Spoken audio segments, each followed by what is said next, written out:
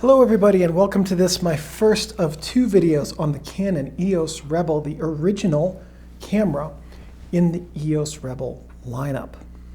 This is a 35mm interchangeable lens SLR. Now what that means, 35mm, it can take any 35mm film.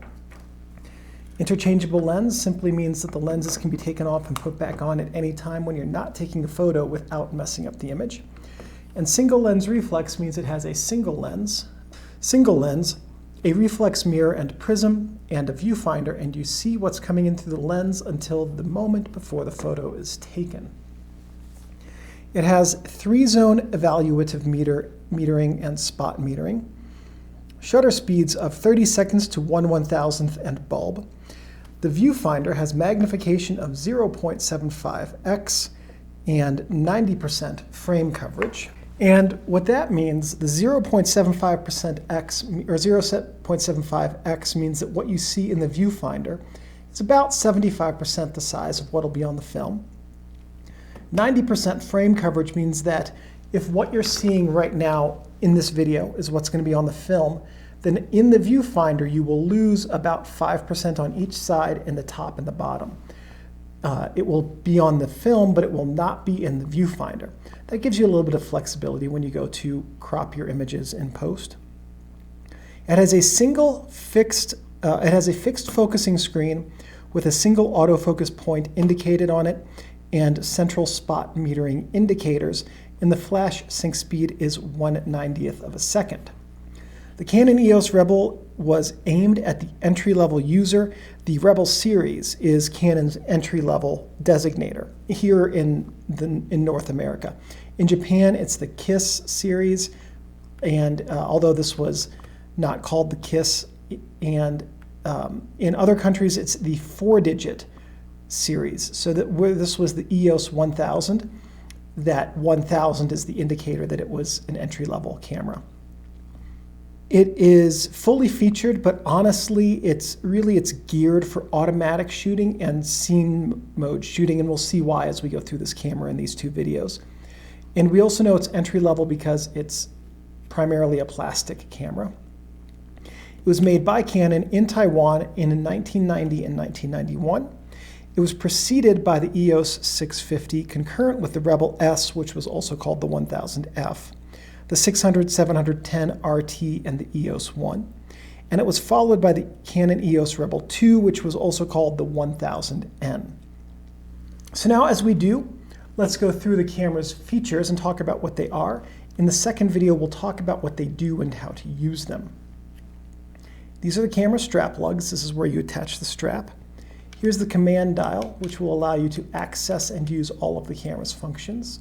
That index line tells you what you're selected on. Flash hot shoe, LCD information screen, command wheel, shutter release button. On the camera's front, lens mount, lens mounting index, lens release button, logo, model, and series. On the camera's back, we have the viewfinder. The film window, so when you have film loaded, you read that little tiny text right there, or you can just see that film is in fact loaded. Here we have the EV compensation button and the spot metering button. I think these are supposed to have paint on them, but this camera has been used a lot, judging by the general wear and handling to it. Whoever bought this really got a lot of enjoyment out of it, which is always good to see in a camera. So the left button is EV compensation and the right button is spot metering. On the camera's bottom, we have the tripod bushing, serial number, Canon, made in Taiwan, battery chamber.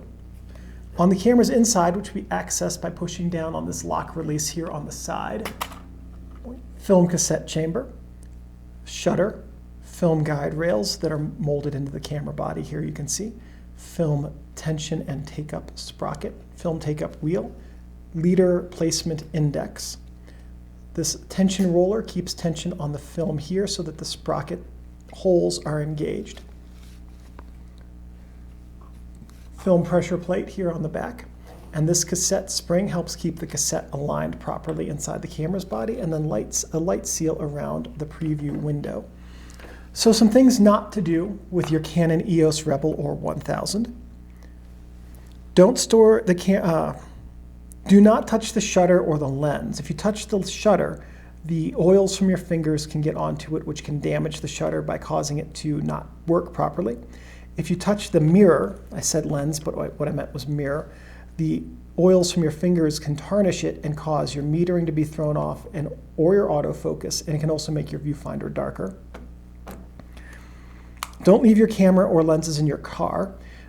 In addition to oils getting very thin in the heat and then getting to places they shouldn't, or getting very thick and gummy and breaking down in the cold, the heat and the cold can damage the plastic of this camera, can warp it or can make it crack by shrinking.